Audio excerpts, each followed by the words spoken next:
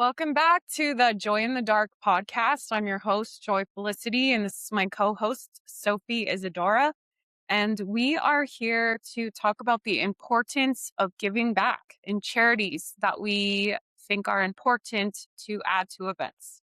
Um, for the particular charity that we selected for the Midsummer Night's Dream ball that we're having in St. Louis, Missouri on August 1st, we decided to go with the Three Sisters Exotic Animal Rescue. They are a local charity that is based in St. Louis. And what they are exactly is a home that takes in exotic animals. When I spoke to one of the sisters, she was explaining to me that um, animal shelters can't always take things like snakes or tortoises or sugar gliders or exotic animals. We are very fortunate here in Las Vegas because our animal rescue facilities do take exotics because we have a lot of exotics Yeah. in Las Vegas, but St. Louis does not. So these sisters took it upon themselves to create a charity. They have a 501c3. Okay. I said it right. And they basically take in exotic animals that the animal shelters do not take in. They have contracts with several of the animal shelters so that when a tortoise is surrendered, they come and pick it up. When a sugar glider is found from animal control, they come and pick it up. And they nurture the animals in hopes to get them adopted. Mhm. So the goal is always to find their forever families and to also raise awareness about particular care of these animals as pets and to domesticate them. Mhm. But also they help with phobias. They help people that might be afraid of snakes. They might be afraid of mice or rats. Okay. They do a lot of classes and seminars where they come and bring the animals and give whoever's present educational classes. In addition, they go to senior centers. They bring the animals so that the seniors can interact with them. They go to hospitals. They bring the animals to hospitals. A lot of it's just, meet and greet, handling, cuddling, things like that. But the end goal is always to find a home for these babies and to try to get them adopted. And they hold adoption events. They are trying to make it so that the animal shelters will eventually take in exotics too. So raising awareness and that Right. these are pets too, and that they should be accepted into animal shelters and that there should be the right type of caging and feed and things like that. Mhm. So they take donations for the cages, the blankets, the food, the enclosures. But they also do volunteer time. You can come over to their house and interact with the animals. You can volunteer to go to the senior centers with them. Okay. So there's lots of opportunities for you to get involved with this particular charity. This charity was suggested to me by another fantasy coordinator. They said that they have had their presence at their ball before, and it's just a nice way for um, the charity to have a presence at the ball and for people to play with animals and interact with the animals and potentially adopt them. All the animals that they bring to these events are animals that you can adopt. Oh, wow. So there's going to be birds, tortoises, snakes, sugar gliders, rats, no dogs, but Dogs. exotic animals. And we're delighted to have them. A portion of our ticketing profits will go directly to their charity. You can also directly tip them if you felt like you had a nice experience with the animals, They'll have a quiet area in the ball so people can kind of break away and just have some time with those animals. Okay. And we will definitely make sure that we share their information. You can find them on Facebook at the Three Sisters Exotic Rescue and Sanctuary. Mhm. Um, we think that charities are very important to have a presence there because we want to kind of bring some awareness to local charities, but also give back. We want people to realize that it takes a lot of work and effort that goes into these particular charities and these Yeah. sanctuaries, and that we can all do our part in giving back. Later in our episode, we will be talking with Keelan, who has a superhero charity that she does. Yes. And Sophie will be leading that interview and talking a little bit more with Keelan about that. Um, Looking ahead, we are also in the process of securing our charity for the Night of the Dead ball. We are currently talking to a domestic violence rescue program that helps women and children that have been in domestic violence situations. Mhm. And we will have some more information about that at a later episode. Um, but let's go ahead and talk a little bit about what we're going to be talking to Keelan about. So Keelan is a dear friend of ours, and she's been involved with an organization called Critical Care Comics. And she's been volunteering with them for about the last 3 years, I believe. And so we're going to have her on and ask her some questions and have her share her volunteer experiences with what she has done with that organization, and then how you can also become involved if it's something that you feel inspired to do as well. We are always looking for local charities too to have as a presence in our events. So if there's a charity that you feel particularly drawn to and it's a local based charity, we'd love you to share it with us so that we can try to highlight them, have options in our links to be able to support directly to these charities, and just to kind of raise awareness and give them some recognition for all the hard work that they're Absolutely. doing. And I know Keelan's organization is based in a couple of states right now and Mhm. is expanding. And Sophie and Keelan will talk a little bit more about how you can get involved in that. And I know that the Three Sisters Exotic Rescue also has opportunities, as I had mentioned, for you to get involved. If you're not comfortable with getting involved, there's other ways that you can participate and help. You can donate money or supplies directly to Uh-huh. those charities. I believe the charity that Keelan is working for, they are always accepting comic book and toy donations. Yes. They bring comic book and toys to the children that are suffering chronic diseases and fatal diseases. Uh-huh. So they are always accepting donations. But the easiest way and that costs you nothing is just to share Mhm. the links, talk about it with your friends and family. Just try to promote the charity by word of mouth because that's really how we can support them overall is to raise awareness about their existence. Absolutely. We are going to take a quick break and we're going to talk to you a little bit about one of our spooky places that we really, really are excited about. We'll be right back with this and we will be doing our interview when we return. Absolutely. Yes. See you soon.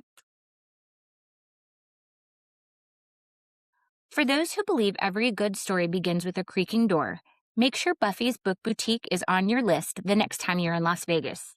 More than just an independent bookstore, it's a haven for readers who love fantasy, horror, and all things delightfully strange. Throughout the year, Buffy the Vampire Slaying Dog hosts enchanting events like horror book clubs, Summerween celebrations, story nights, and bookbinding workshops where fellow book lovers can create, connect, and embrace the darker side of storytelling. Whether you're searching for your next haunting read or a community that shares your love of books, Buffy's Book Boutique is waiting to welcome you. Hi, welcome back.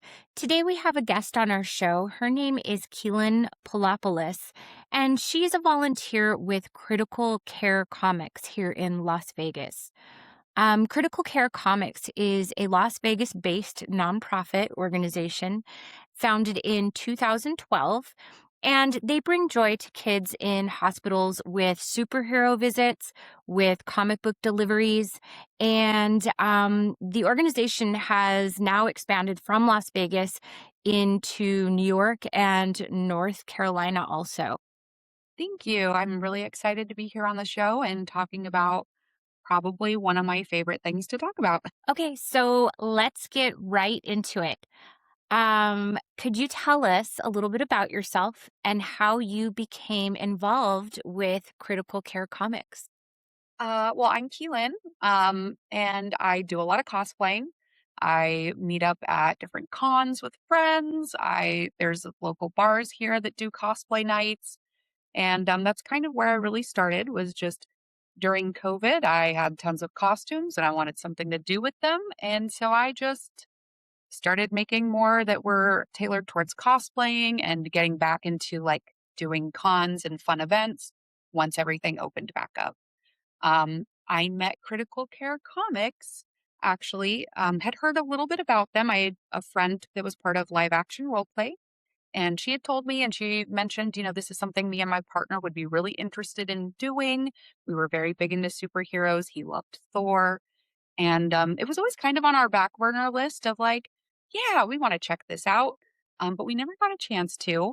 And then after everything opened back up, I was cosplaying at a bar as I Love Lucy.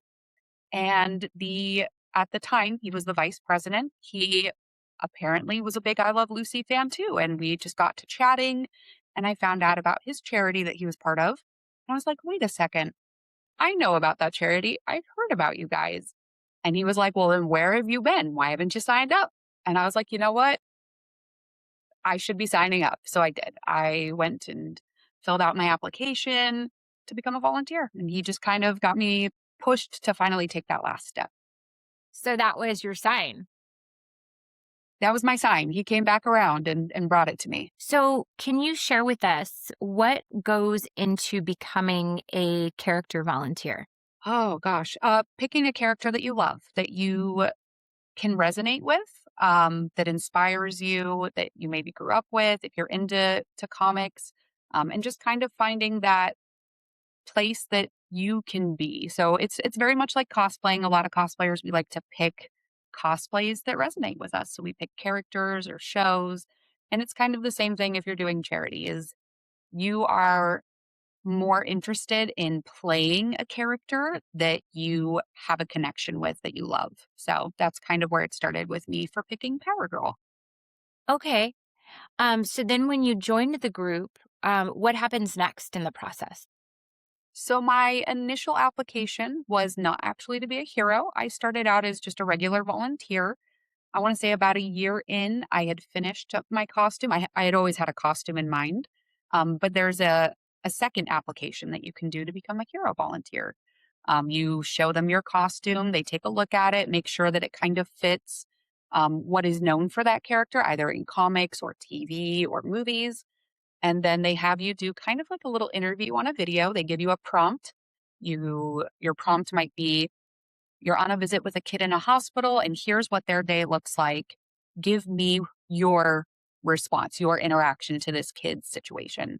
And they just kind of watch how you ad lib and improv it. And then they give you back feedback, and you get accepted as a hero, or they have you work with a tutor, pretty much one of the other hero tutors. So you actually worked behind the scenes before becoming a hero. Um, what is that like in comparison to now portraying a hero? What are the differences? It was definitely a very different experience. So we call them our agents in our charity. There are agent volunteers. And I got to sort comics into categories so that when we go to the hospitals, it's very quick and easy for agents because it's agents that pull the carts for the heroes and they get everything ready at the hospitals. So The heroes will go into the room. We have specific questions that get asked, and the agents kind of listen in and they're like, oh, favorite is Spider-Man, favorite color, um, different things that they'll ask the kids so that we can kind of create this little bundle of comics and toys. And then we hand those back over to the heroes and the heroes deliver them. They go back into the room.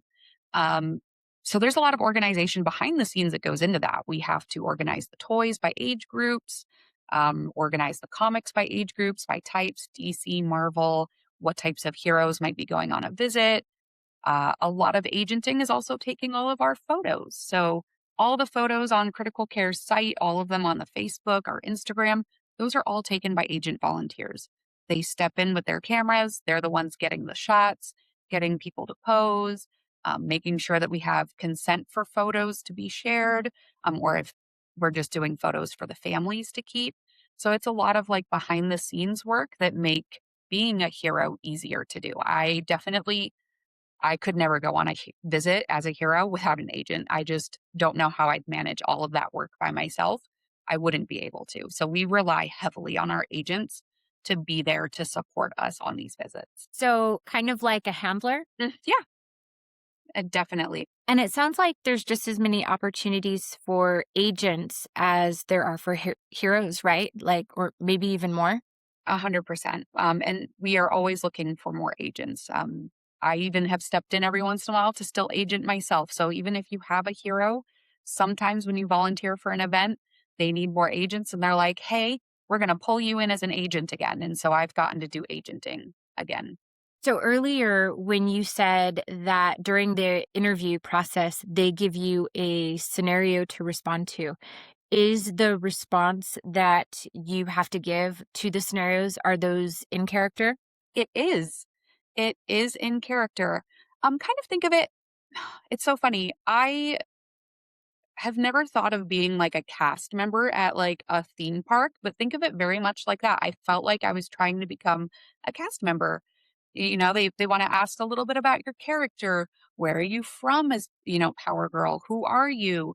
What is your favorite color? What earth are you from? I'm from a completely different world, by the like different universe. So I have to know all that stuff because there might be kids that know that. So they might be like, oh, well, there's no Power Girl in this universe. And I'll be like, yeah, it's because I'm from Earth too.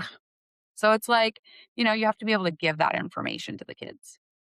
So you have to be able to think on your toes. Definitely. So you've mentioned Power Girl a couple of times now. Am I correct in guessing that she's your favorite character? No, she is my favorite female character. I think she is very powerful. She inspires confidence, leadership, like just kind of things that I want to inspire when I go to visit kids. And so that's one of the big reasons I've kind of always been a Superman fan. But if I have to pick like a favorite character, I was a Batman girl growing up. I loved Batman. I loved all his shows. I was into the movies. So I'm definitely a Batgirl. Um, but I resonate really well with Power Girl. She is an adult version of Supergirl from another world, and she just had the weight of the world on her shoulders. And I can feel that. I definitely, as a kid, always felt like the world was just so heavy for me. And Power Girl really just powers through all the stuff she's gone through in her life. And I feel like that can be inspiring for kids too, is that you can definitely get through some of the tough times and there's always going to be something better to look forward to. You can smile, you can read some comics, you can find a little bit of joy in your day, even if you're struggling with a dark time. Absolutely. Absolutely. And of course, qualities like confidence and leadership and perseverance, like you mentioned, that Power Girl embodies is so important to model for children as well. Hmm. Correct me if I'm wrong, but Power Girl is a DC character, right? Correct. It is a DC character. So, how much preparation would you say goes into a typical event appearance? For a hospital visit, I would probably say I start getting ready a couple of hours before we're supposed to be there. Um, I have to I have to put on my entire costume. I am very lucky. My partner happens to be an agent with the organization, and so he's usually on a lot of these visits with me. So he helps me suit up, because sometimes people have to suit up on site if they don't have extra hands at home to zip them into costumes and things. So I've always had some extra hands at home to actually get me zipped in here at home. I have makeup I have to do. I have to prep my wig. Most of the time, I try to do that the night before. If I don't, then it's probably one of the first things I start doing because I have to hairspray it, I have to brush it, I have to make sure that it's got that very classic Power Girl kind of almost like Superman. He has kind of that swoop. I have a swoop, but mine goes a little bit down, and I just have to make sure that it does that without covering my eye because it's not an emo swoop. It's kind of an in between hero look. So it takes a lot of hairspray, lots of teasing, and again, I've got to get all my makeup on and then the whole suit up. So probably about 2 hours. So, being detail oriented with your costume is obviously super important. And it sounds like you really try to become that character and really try to include all those little details that are so important to the character being believable. We try. We definitely do. I have blue contacts I stick in. I already have kind of like a blue hazily eye, but they are just not like Superman, Supergirl, Power Girl blue. And there's like a very specific blue to those characters that I pop in those contacts so that I've got those like bright blue eyes. I love that.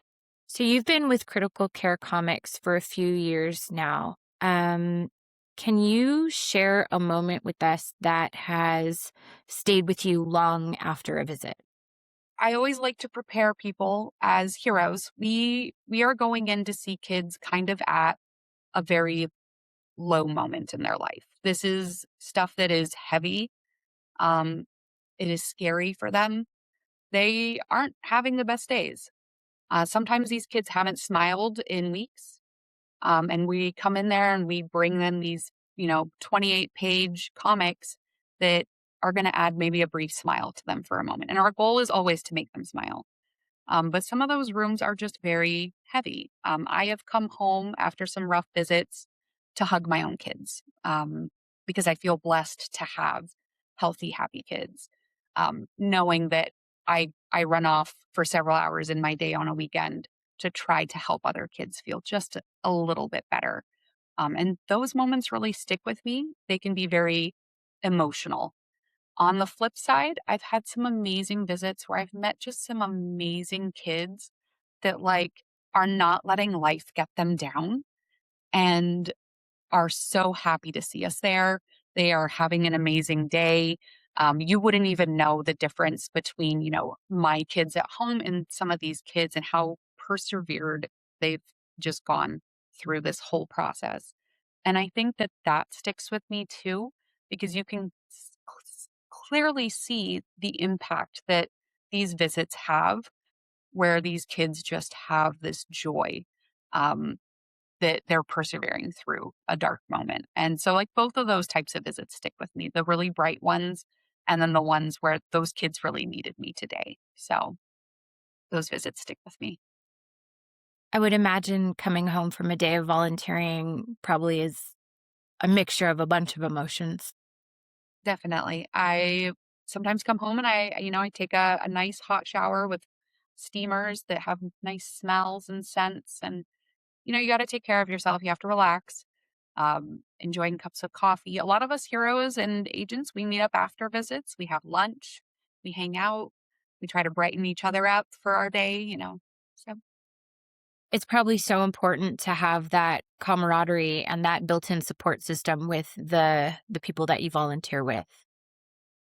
definitely. What is something that no one would ever guess goes into preparing for a hospital visit? So this is one that it never would have crossed my mind. But after my first few visits, I really quickly realized bathrooms, it's not gonna it's not gonna happen. Super suits are just so hard to get in and out of. Like at a con, you're not in a rush, right? You're going into a con, you got to use the bathroom. If it takes you 20 minutes to zip back up, cool, whatever. At a hospital visit, no. You cannot just run off to the bathroom for 30 minutes and struggle to get back into your suit or to get back out. Bathroom has to happen at the beginning or at home, or hold it till the end, girl, because you're in for this ride. I have stopped drinking water. I have like a time where like I wake up early enough to have water and energy drinks. And then there's a cutoff time where it's like, if I don't stop now, we're going to have to use the bathroom halfway through this visit. So I definitely have my cutoff point of no more fluids. We've got to make it through. So I don't know that people would expect that of like, oh no, bathroom break. No, but now that you mention it, that makes total sense. Yeah. Yep. That was something I just never expected. So, if we have listeners out there who are wanting to start volunteering, how would they go about starting that journey with Critical Care Comics? I would look at visiting criticalcarecomics.org. We have a section there specifically for people looking to volunteer or to contribute, um, and filling out a volunteer application. It does have both. So we have the volunteer agent application and we have the hero application there. But I want to stress you don't have to start up with a hero. Like, you don't have to be coming in with a costume and a cosplay already ready to go. We have agent volunteers. And like I mentioned, we heavily rely, I wouldn't be able to do any of what I'm doing as a hero volunteer without an agent with me.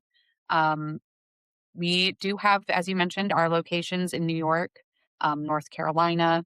We actually do go up to Utah to do visits at St. George. So we are definitely a group that is expanding. So even if you aren't local to Las Vegas, fill out an application because we are moving through trying to reach more kids, reach more hospitals, and make a bigger impact. And are there time requirements for volunteering? Like, for example, is there a minimum amount of hours that you're required to do per month?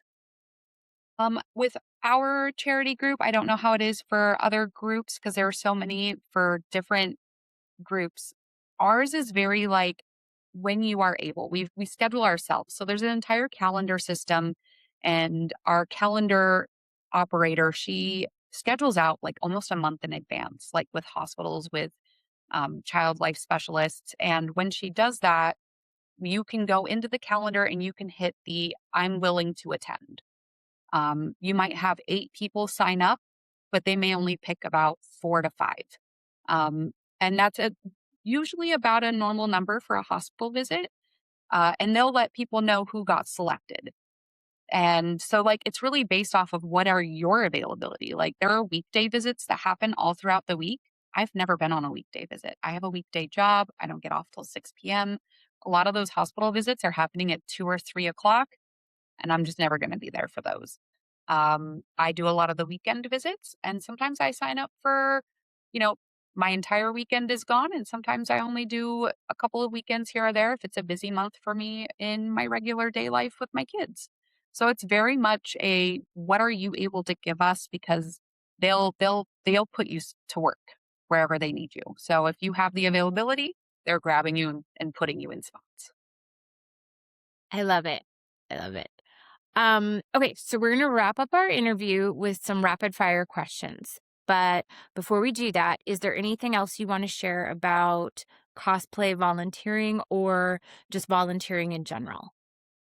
I obviously am a hero volunteer with Critical Care Comics, and I love superheroes. So that's where my niche is as being a volunteer.